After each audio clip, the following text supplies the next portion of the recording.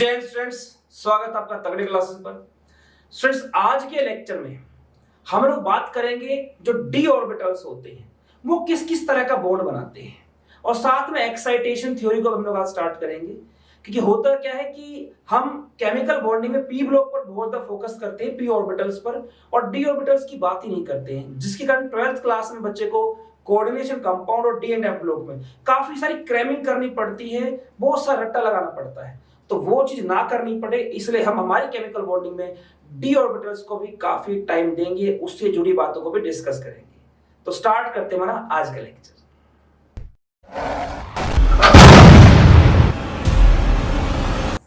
तो स्टूडेंट्स, आज हम लोग बात करेंगे डी ऑर्बिटल्स के बारे में। देखिए है क्या, जो 11th क्लास में केमिकल बॉन्डिंग दी गई है उसमें डी ऑर्बिटल्स को इग्नोर किया गया है, और उसी का खामियाजा फिर बच्चे को भुगतना पड़ता है जब 12th में वो जाता है और कोऑर्डिनेशन कंपाउंड और D and F block unit जो उसकी स्टडी करता है, तो वहां पे उसको काफी सारी चीजें क्रैमिंग करनी पड़ती है, काफी सारी चीजों की।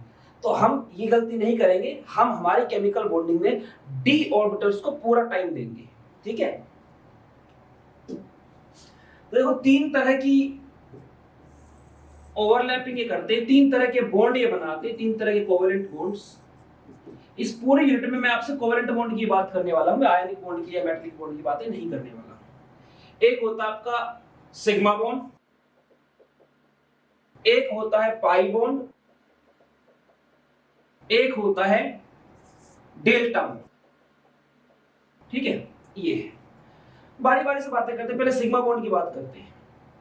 हमारे पास 5 डी ऑर्बिटल्स होते हैं, उनमें से जो सबसे अच्छी तरह सिग्मा बॉन्ड बना सकता है वो होता है आपका डी जेड स्क्वायर।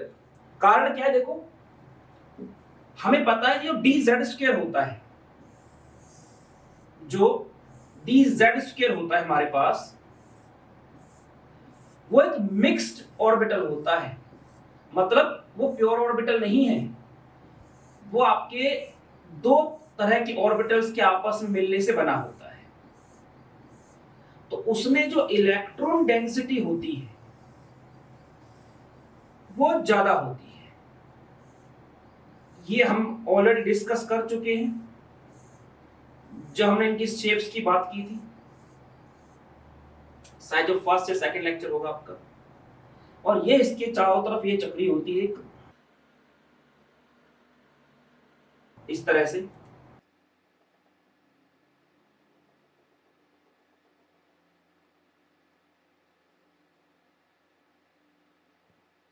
ठीक है। अब देखिए, ये जो दो लूप्स आप देख रहे हैं, ये और ये हर एक लूप क्या है, दो लूप्स के मिलने से बना है, 2 लूप्स। तो इसमें क्या, इनमें इलेक्ट्रॉन डेंसिटी क्या होगी, ज्यादा होगी।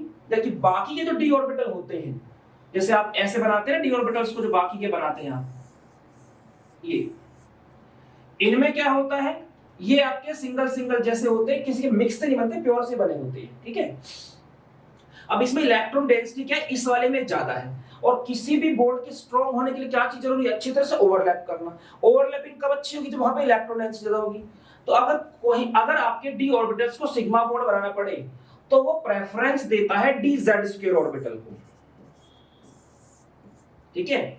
इसलिए अगर आप हाइब्रिडाइजेशन भी पढ़ेंगे ना आगे चल के, क्योंकि हाइब्रिड ऑर्बिटल बनते हैं, हाइब्रिड जो बॉन्ड बनते हैं वो हमेशा क्या बनते हैं, सिग्मा बनते हैं, पाई कभी नहीं बनेंगे। ध्यान रखना इस बात का, रीजन पता चलेगा जब हम हाइब्रिडाइजेशन वाले टॉपिक पे पहुंचेंगे। तो डी जेड स्क्वायर जो होता है सिग्मा बॉन्ड को ही प्रेफर करता है। मान लो आपका आ गया DsP2 हाइब्रिडाइजेशन, तो ये डी कौन सा, आप कोई भी हाइब्रिडाइजेशन लेते हैं अगर जिसमें डी इन्वॉल्व होता है, तो आपका वहां सिग्मा बॉन्ड बनेगा, तो डी कौन सा होगा, वो आपका डी जेड स्क्वायर होने के चांसेस सबसे ज्यादा होते हैं, ठीक है। क्योंकि इसका सिग्मा क्या बनता है, स्ट्रॉन्ग बनता है। अब आते हैं पाई बॉन्ड की तरफ। पाई बॉन्ड में क्या है, डी जेड स्क्वायर को छोड़ के बाकी के जो 4 ऑर्बिटल्स, इनको प्योर डी ऑर्बिटल्स भी बोलते हैं, वो आपके बनाते हैं पाई बॉन्ड। वो सिग्मा नहीं, मतलब वो सॉरी डी जेड स्क्वायर आपका सिग्मा बनाएगा, ये पाई क्यों नहीं बना सकता। इसके साथ क्या दिक्कत है, क्योंकि देखो साइड में ओवरलैपिंग होती है। अब किसी चीज को भी अगर इसके साथ ओवरलैपिंग करनी है तो बगल से आना पड़ेगा, यहां से आएगी चीज। अब यहां से जब वो आएगी तो इसकी बगल से उसकी बगल मिल ही नहीं सकती, बीच में क्या आ गई, चक्री आ गई है। तो इसे ध्यान रखना, डी जेड स्क्वायर जो होता है वो आपका पाई बॉन्ड नहीं बनाता है, जबकि जो डी एक्स वाई, ये सारे ऑर्बिटल्स आपके पाई बॉन्ड बना सकते हैं। अब इनमें पाई बॉन्ड कैसे बनते हैं समझना। देखो नॉर्मली तो आपको हम ऐसे दिखा देते हैं, हम आपको ऐसे दिखा देते हैं कि भाई देखो ये हमारे पास डी ऑर्बिटल है और इस तरह दो डी ऑर्बिटल आपस में कंबाइन हो गए, ठीक है जी, अच्छी बात है। अब इसमें एक्सेस नहीं दिखाई गई है, कौन से एक्सेस पे है, कौन से दो आपस में ओवरलैप कर गए। अब मैं उसी की बात आप लोगों से करने वाला हूं। देखिए मैं एग्जांपल लेकर चलूंगा, पहले मैं इधर बनाता हूं चीज को। मैं एग्जांपल लेकर चलूंगा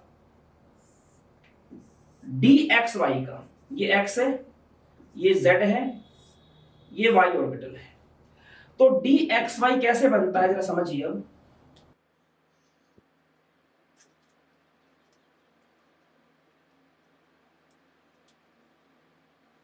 ये हमारे पास जेड ऑर्बिटल है, ये एक्स ऑर्बिटल है, और जो आपकी तरफ जाएगा वो क्या होगा, वाई ऑर्बिटल रहेगा, जो ऑब्जर्वर की तरफ रहेगा, जो आपकी तरफ, ठीक है। तो अगर मैं डी एक्स वाई की बात कर रहा हूं, ये वाई है और ये एक्स है, तो जो चार लूप आप देखते हो कैसे बनेंगे, देखो ये एक्स था, ये वाई था, तो देखो जो x के करीब जाएगा ये इधर, ठीक है, ये जो है x के इस तरफ है ना, मतलब आप लोग जो देख रहे हैं आपकी लेफ्ट हैंड साइड पे, ठीक है ना, इस ये जो एक्सिस है इसमें x को x के करीब ये x एक्सिस करीब है और आपके लेफ्ट हैंड साइड पर है, तो इसका दूसरा लूप होगा ना, वो क्या होगा, इसके इधर होगा, लेफ्ट साइड राइट साइड पे आएगा। समझ रहे मेरी बात को, देखो ये इधर है, ठीक है, इसके आपके लेफ्ट पर है, तो ये इधर जाएगा तो इधर से निकलेगा ना ये। अब ये किस तरफ आएगा, आपके राइट पे आएगा और एक्सिस के इस तरफ आएगा। ऐसे जो ये वाई वाला बनेगा दूसरा वैल्यू, वो किस तरफ आएगा, वो इधर वाई एक्सिस से इस तरफ आएगा, तो इस तरफ क्या बनेगा, वाई के पीछे की तरफ पड़ेगा, ठीक है। अब मैं इसी को बनाने वाला हूं यहां पे। तो ये जो y आप देख रहे हैं, y एक्सिस, ये सामने की तरफ निकला हुआ है, तो जो सामने और पीछे की, जो सामने की तरफ निकला होगा, मैं उसको ऐसे बना रहा हूं, जैसे मान लो ये हिस्सा इसका आया हुआ बाहर की तरफ, बोर्ड से बाहर, और ये हिस्सा गया हुआ इसका बोर्ड के अंदर की तरफ, ठीक है। ऐसे ही जो इधर वाला हिस्सा है जो बाहर आया उसको मैं ऐसे दिखा रहा हूं थोड़ा सा डार्क करके। जो x वाला है वो जैसे इधर क्या है, x से बाहर की तरफ दिखा दिया मैंने, ये दिखा दिया x से बाहर की तरफ, ठीक है। अब उस तरफ क्या होगा, ये x से अंदर की तरफ जाएगा, इस तरह से पीछे की तरफ चला गया, ठीक है। अब अगर मुझे ओवरलैपिंग करवानी है, अब क्या होगा, एक और आ रहा है यहीं से, एक और आ रहा है ऐसे ही, ठीक है, उसका भी x y z ऐसे ही है, ये z, ये y, x को यहां से हटा लेता हूं, x को यहां लगा लेते हैं, इसमें भी ऐसे ही होगा। तो इसका जो ग्रीन है, इसका जो y, ये x है, ये ऐसे इधर ऐसे है, और इधर हिस्सा कैसे है, इधर हिस्सा ऐसे है, ये वाला बाहर निकला हुआ है। ऐसे y वाले को लेके चलेंगे, y का ये हिस्सा बाहर की तरफ आया हुआ है और वो वाला हिस्सा जो है वो अंदर की तरफ गया हुआ है, ठीक। अब ये ओवरलैप कैसे करेंगे, इसको समझना। आप ये समझ चुके हैं, अब दिमाग में ये रख के चलना, ये x axis, z axis, y axis, ठीक है। अब जो मेरे पास डी एक्स वाई बनेगा वो कैसा बनेगा, इसको मैं साइड में रखता हूं, ठीक है,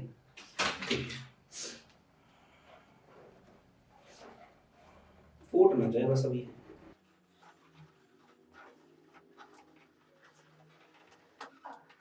ये दोनों बाहर की तरफ है, ये दोनों अंदर की तरफ है, ठीक है। अब उधर से भी कैसे आएगा,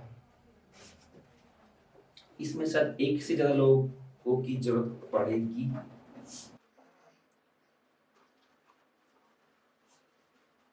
अब इमेजिन करना है आपको थोड़ा सा, ठीक है ना, थोड़ा सा इमेजिन करना है, क्योंकि ये चारों सेम प्लेन पर तो मैं दिखाई नहीं पाऊंगा, ये फूट जाएंगे शायद। कुछ इस तरह से लगा के चलो, कोशिश करता हूँ।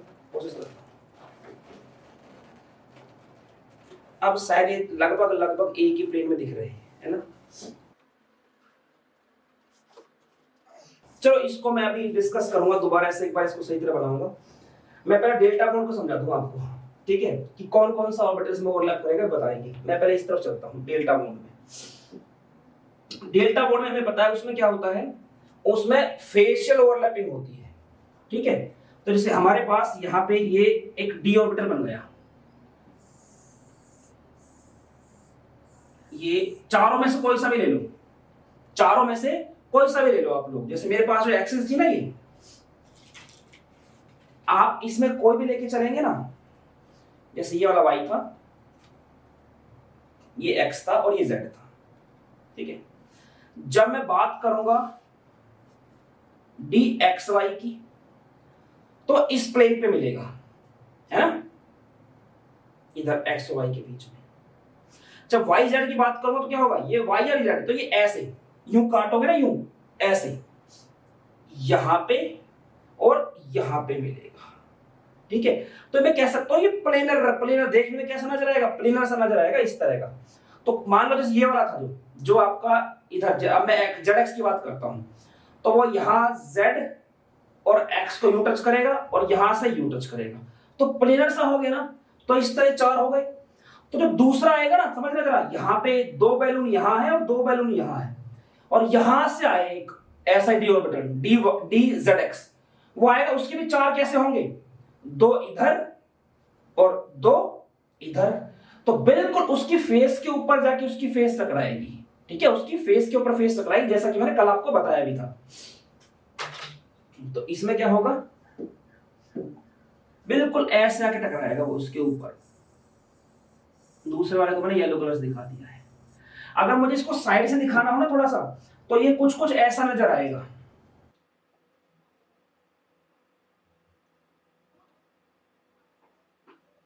ये मान लो चार ऑर्बिटल है इस तरह से, ठीक है, और चार ऐसे ही मैं नीचे बना दूं,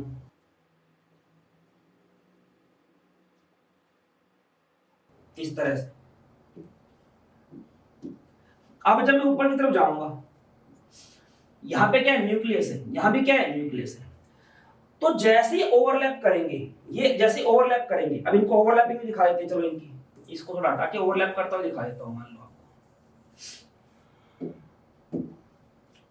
यहां बना देते हैं इसको, ठीक है, ये हिस्सा ओवरलैप कर गया, और उसके पीछे जा रहा होगा, पीछे वाले से ओवरलैप कर जाएगा वो हिस्सा, ठीक है, ये हिस्सा ओवरलैप कर गया। तो देखो जब ओवरलैपिंग हुई है, तो ऑलरेडी इनके बीच जो न्यूक्लियर डिस्टेंस है वो क्या है, काफी कम है, काफी कम है। जबकि इनके बीच आप देखोगे तो कंपैरेटिवली न्यूक्लियर डिस्टेंस क्या होगी, न्यूक्लियस के बीच ज्यादा होगी, ठीक है। तो होता क्या है, हल्की सी ओवरलैपिंग होते इनके न्यूक्लियस के बीच की दूरी कम रहती, तभी ओवरलैपिंग होती, इसलिए बहुत ही वीक बॉन्ड होता है, इसलिए इसकी बात बहुत ही कम की जाती है। लेकिन जब आप कोऑर्डिनेशन केमिस्ट्री करेंगे तो वहां पे इसका भी इंपॉर्टेंट रोल रहेगा, ठीक है। वो बताया नहीं गया कि डेल्टा बॉन्ड सिलेबस में है, पर उसको बताए बिना उसकी समझ डेवलप नहीं की जा सकती, जो जब वो ज्योमेट्रीज वगैरह आएंगी। तो इसलिए हल्का सा ही मैं इसके बारे में बताऊंगा कि ये डेल्टा बॉन्ड होता है, कि जो चार ऊपर है वो चार नीचे वाला बिल्कुल ऐसे आके टिक जाएंगे, ठीक है, और न्यूक्लियर डिस्टेंस कम होती है, ज्यादा ओवरलैपिंग हो नहीं सकती। मैंने को देखो जितनी ओवरलैपिंग ज्यादा उतना बॉन्ड स्ट्रांग, ज्यादा ओवरलैप कराऊंगा तो क्या होगा, न्यूक्लियस के बीच में रिपल्शन पैदा हो जाएगा, फिर दूर भागने स्टार्ट हो जाएंगे ऐसे, ठीक है। ये आपका डेल्टा बॉन्ड है। कौन नहीं बना सकता इसको कौन नहीं बना सकता, अगर आपसे कोई पूछ ले तो इसका आंसर क्या देंगे। चलो पहले इधर चलता हूं, आप ज्यादा सोचना। dz² तो बना ही नहीं सकता, इसमें चार लूप है ही नहीं, तो इसकी बात होगी नहीं। बाकी जो चार है जिनमें चार चार लूप्स होते हैं, क्या वो चार बना सकते हैं, देखिए बात करेंगे। तो मैं पहले इसकी बात करूंगा, एक बार आप इसका स्क्रीनशॉट ले लीजिए, ठीक है, तब तक मैं अपने बैलेंस को थोड़ा सही करता हूं, आपको समझाने के लिए कर लीजिए। देखिए स्टूडेंट, ये हमारे पास दो ऑर्बिटल लिए हैं मैंने, ठीक है। इसमें ये मान के चलिए जो आपका ब्लू है, ये ब्लू और ग्रीन, ये एक्स एक्सिस वाला है, और जो दूसरा आप देख रहे हो येलो और रेड, ये वाई एक्सिस वाला है, ठीक है ना। ये आपका ऐसे इसमें लेके चलता हूं मैं, ऑरेंज और रेड एक्स पे है और रेड और येलो आपका वाई वाला है। जब ये सेम एक्सिस के अलोंग आते एक दूसरे क्लोज आते हैं, देखो होता क्या है, यहां पे ये एक्स वाला इससे यूं कंबाइन हो गया, ठीक है, और ये वाई वाला इससे यूं कंबाइन हो गया, ठीक है। पर फर्क क्या, अगर क्वाड्रेंट लेके चलो आप, क्वाड्रेंट में लेके चलो, तो अगर एक्सिस लेके चलो आप, एक्स एक्सिस मतलब जैसे बीच में सेंटर है वो 0 पे है, आपके लेफ्ट साइड पर जो है वो नेगेटिव लिखा हुआ है, इसका नेगेटिव वाला ग्रीन जो है नेगेटिव में आ रहा है, और ये किस में आ रहा है, पॉजिटिव में आ रहा है।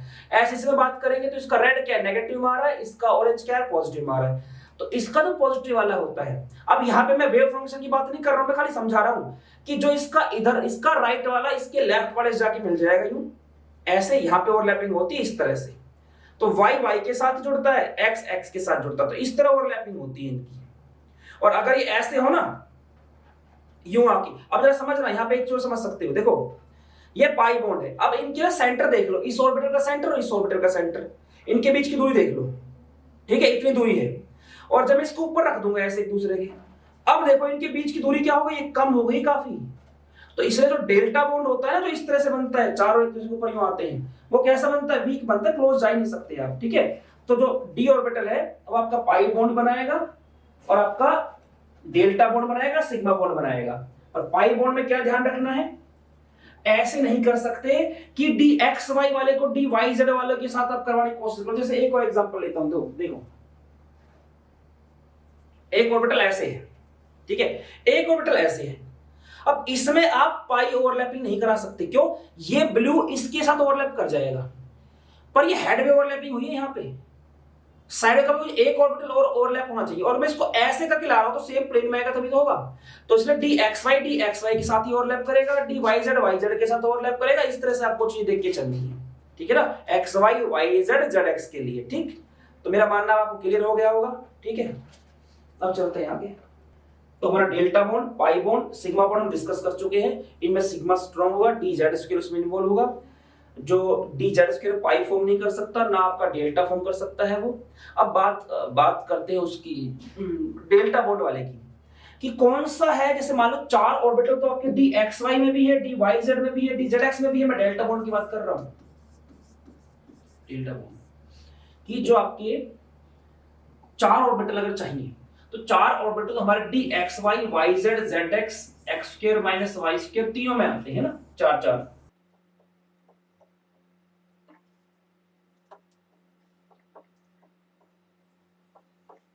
X Z Y. यहां बात करेंगे एक्स और वाई के बीच बन रहा है डी एक्स वाई हो गया, ठीक है। ये आपका एक्स स्क्वायर वाई स्क्वायर ले लेते हैं हम इसको, डी, ये आपका वाई जेड हो जाएगा, एक आपका डी जेड एक्स लेना है हमें,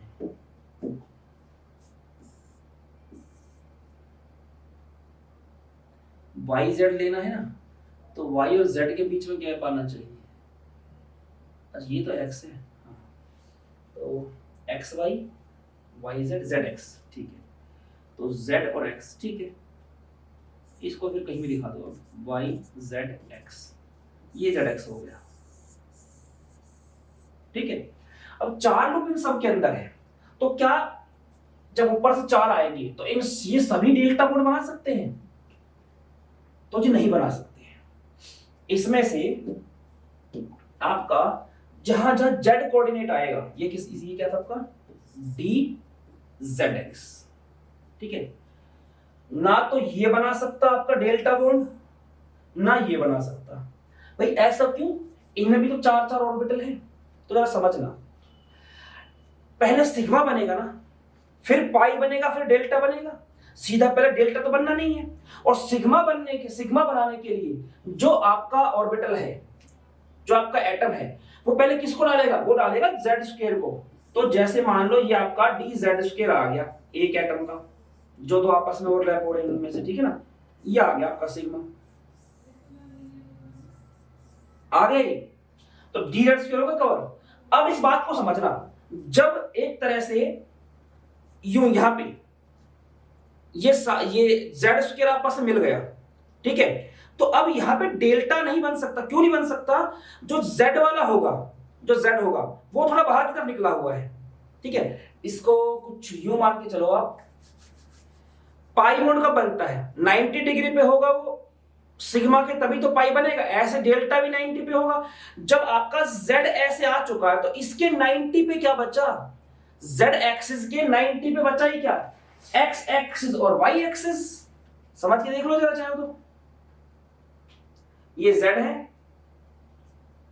ये x है और ये y है, ठीक है। अब समझना, जब यहां से ये z² जो था ना, यहां से ओवरलैप कर गए, सिग्मा बन गया, डेल्टा पाई बन गया। डेल्टा बनाना, चार ऑर्बिटल एक दूसरे के सामने आने चाहिए। अब वो कब होंगे? पाई भी कब बनेगा? देखो, जो पैरेलल होगा, जो इसके परपेंडिकुलर होगा, वहीं पर तो चीजें पॉसिबल है ना इसमें, पाई बनने के लिए भी तो डेल्टा बनने के लिए परपेंडिकुलर चाहिए। तो जो z है, जो zx क्या है, वो देखो dz² और zx क्या होगा? zx ऐसा है यहां और यहां। तो ये जो ऑर्बिटल है, क्या ये इस एक्सिस के 90 डिग्री पे है? नहीं है, नहीं है भाई। तभी तो ऊपर से आके चार की चार ऑर्बिटल कंबाइन होंगे। वो चार की तरफ किसके परपेंडिकुलर? सिग्मा बॉन्ड के परपेंडिकुलर आ रहे हैं वो। और जो z कंटेंट आ गया, चाहे तो वो yz हो और चाहे वो zx हो, दोनों ही क्या है? इधर है। तो इसके 90 डिग्री पे तो है ही नहीं, तो सिर्फ कौन कौन कर सकते हैं डेल्टा बॉन्ड फॉर्मेशन? xy और x² माइनस y², ठीक है। ये दो ऑर्बिटल जो है ये आपका डेल्टा बॉन्ड फॉर्म कर सकते हैं, dx² माइनस y², dxy। और क्यों कर सकते हैं? क्योंकि ये dz² का जो एक्सिस होता है, इसके क्या होते हैं? ठीक परपेंडिकुलर होते हैं, ठीक है। ले लीजिए स्क्रीनशॉट इसका, तो ध्यान रखना कोई आपसे पूछ ले, हालांकि मैं इसको डिस्कस करूंगा जब बीएससी पीआर थ्योरी करवाएंगे, कि क्या कोई ऐसी ज्योमेट्री है जिसमें z परसेंटेज ना हो, मतलब z एक्सिस को बिल्कुल हटा के चले, तो हाँ, स्क्वायर प्लेनर। जो आप स्क्वायर प्लेनर में ऐसे लिख देते हो ना, dsp2 हाइब्रिडाइजेशन, गहराई समझोगे ना, तो d कौन सा? इधर आपका dx² माइनस y² है, इधर z कंटेंट नहीं, इसमें z² नहीं ले सकते हम लोग। s आपका नॉर्मल s है, और p कौन सा है? px और py वाला, pz नहीं है। तो जो आपकी स्क्वायर प्लेनर ज्योमेट्री होती है, ये किसकी हाइब्रिडाइजेशन होती है? उधर डिस्कस करूंगा अच्छी तरह से। तो जो स्क्वायर प्लेनर ज्योमेट्री होती है आपकी, वो z एक्सक्लूडेड ज्योमेट्री होती, मतलब उसमें z कंटेंट नहीं होता है। ऐसा कोई पूछ ले, कोई बॉन्ड ऐसा जो z एक्सिस का ना बन सकता? हाँ जी है। कौन सा? डेल्टा बॉन्ड, ठीक है ना। कौन सा है? Delta bond. डेल्टा बॉन्ड में क्या यूज होगा? या तो dxy या dx² माइनस y², ठीक है। तो ये तो हो गया आपका z एक्सक्लूडेड ज्योमेट्री, और जो डेल्टा बॉन्ड है ये क्या हो गया आपका? z एक्सक्लूडेड बॉन्ड, ठीक है जी। चलते हैं आगे। अब बताओ, स्क्वायर प्लेनर ज्योमेट्री आपके सिलेबस में है कि नहीं है? है ना, ठीक है। तो देखो आगे चलते हैं इसमें। तो इस तरह बहुत सारी चीजें हैं जो आपको पता चलेंगी धीरे धीरे। अब क्योंकि अभी तक तो क्या था भाई, डी, अब ये सारे सारे हाइब्रिड ऑर्बिटल हैं। अब हाइब्रिड है, सिग्मा बॉन्ड बनाएगा तो dz² रहना चाहिए, इसमें तो नहीं जी dz², समझे। तो सारे रीजन। तो अब बताओ, स्क्वायर प्लेनर ज्योमेट्री आपके सिलेबस में है कि नहीं है? है ना। लेकिन इसकी एक्सप्लेनेशन कैसे मिलेगी? जब हम चलेंगे धीरे धीरे धीरे, वहां पर जाके आपको सारी ज्योमेट्री अच्छी तरह समझ में आएगी, ठीक। तो अब मैं बात करता हूं कोवेलेंसी की। कोवेलेंसी क्या है? कोई एटम कितने कोवेलेंट बॉन्ड बना सकता है, वो उसकी कोवेलेंसी होती है।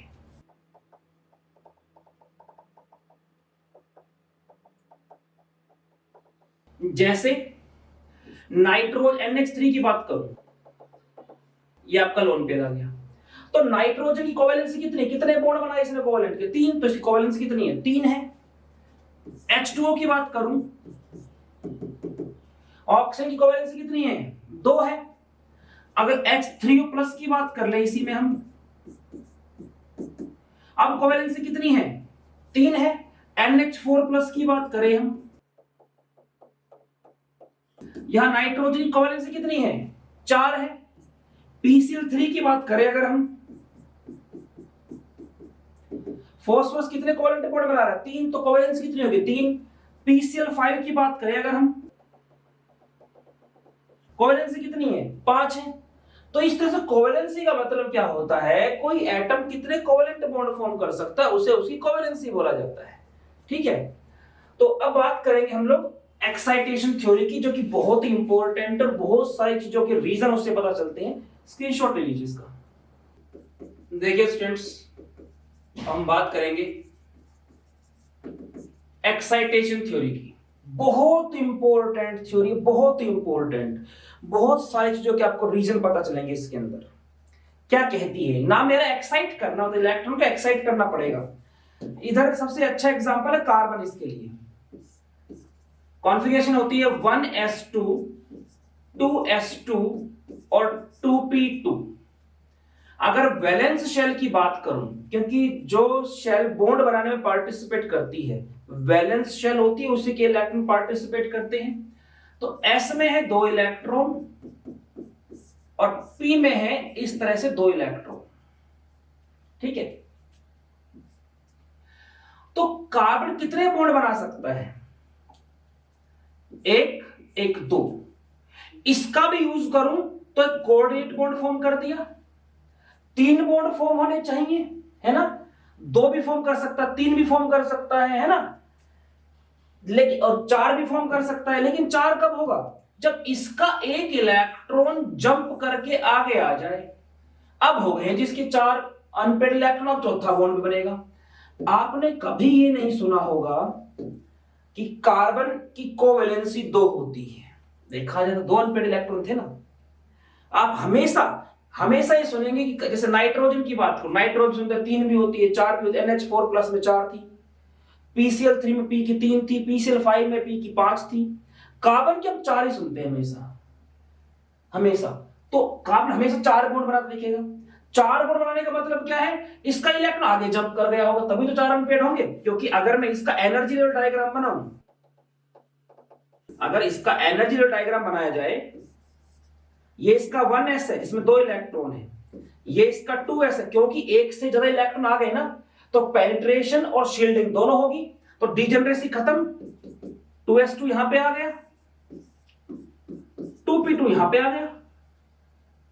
अब अगर इसको अनपेयर्ड करना है, इसको अनपेयर्ड करना है, इसको यहां भेजना है, कम एनर्जी से ज्यादा एनर्जी भेजना है, तो एनर्जी देनी पड़ेगी ना इसको एक्साइट करवाया है मैंने, है ना, इसको एक्साइटेड स्टेट में इसको एक्साइट करवा के मैंने ऊपर भेजा है।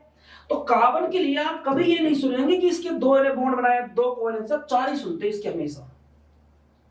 ठीक है, तो है क्या समझना एक चीज को, जो एक्साइटेशन होता है वो 2 तरह का होता है। ठीक है, टाइप ऑफ एक्साइटेशन। एक होता है फ्री एक्साइटेशन,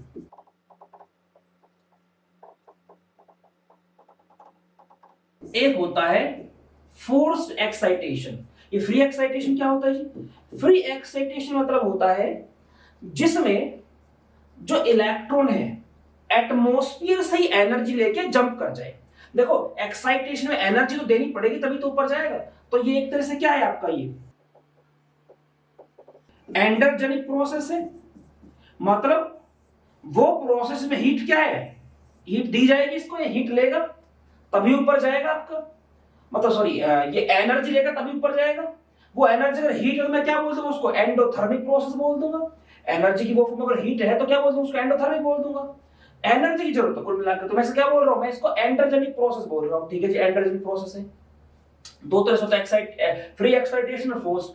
फ्री वाला कब होता है, अगर एनर्जी गैप जो है, जहां से इलेक्ट्रॉन को जंप करना है और जहां पर जंप करना है, अगर यहां पे एनर्जी गैप है छोटा, स्मॉल एनर्जी गैप हो, है ना,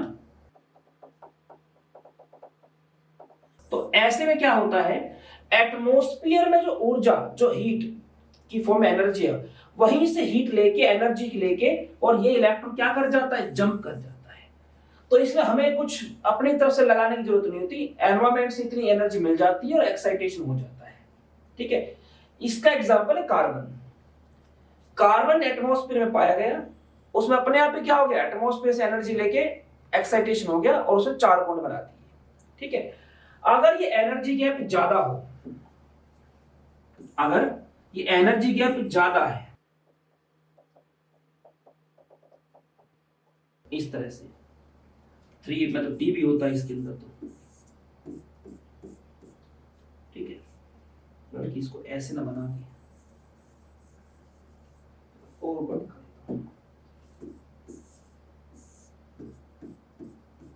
ये 3D है, ये 3P है, ये 3S है।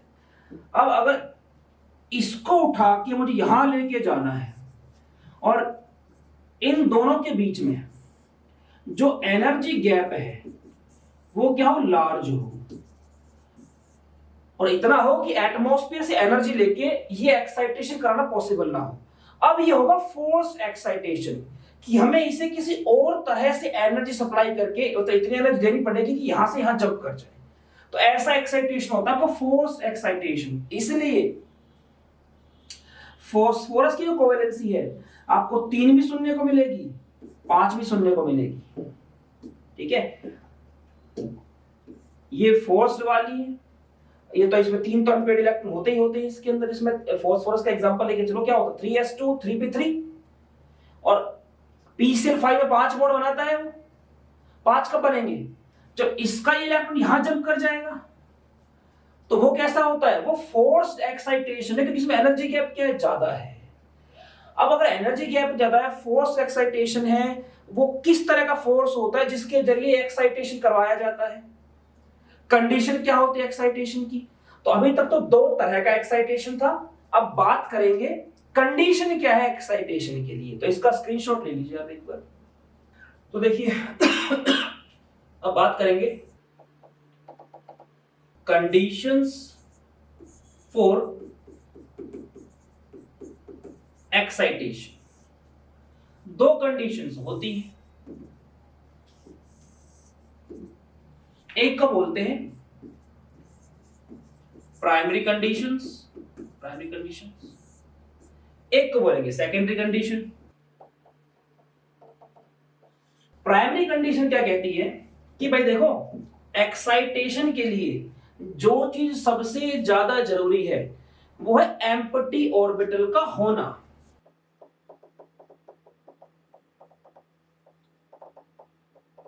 जैसे कि अभी जो कार्बन की बात थी, जो फ्री एक्साइटेशन शो कर रहा था,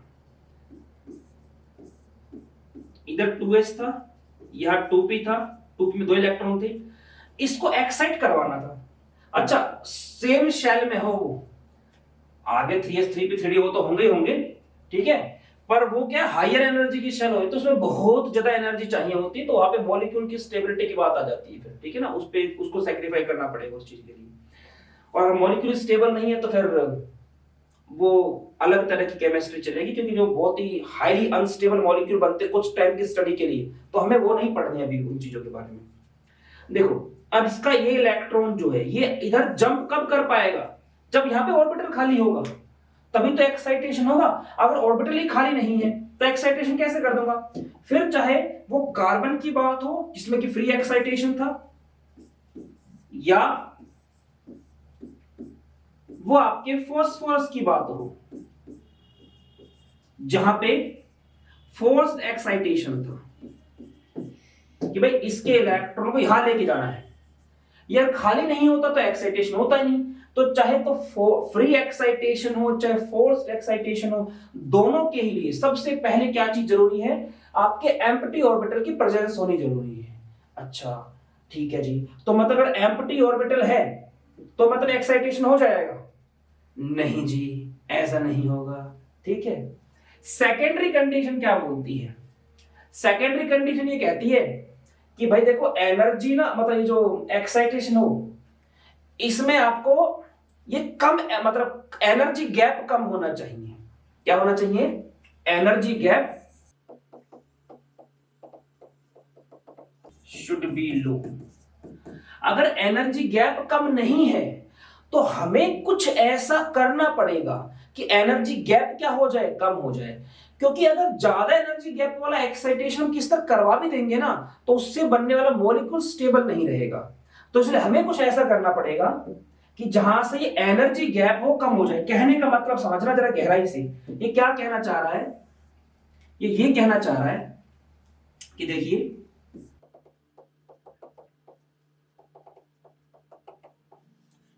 कि हमारे पास ये न्यूक्लियस है, ठीक है, ये न्यूक्लियस है।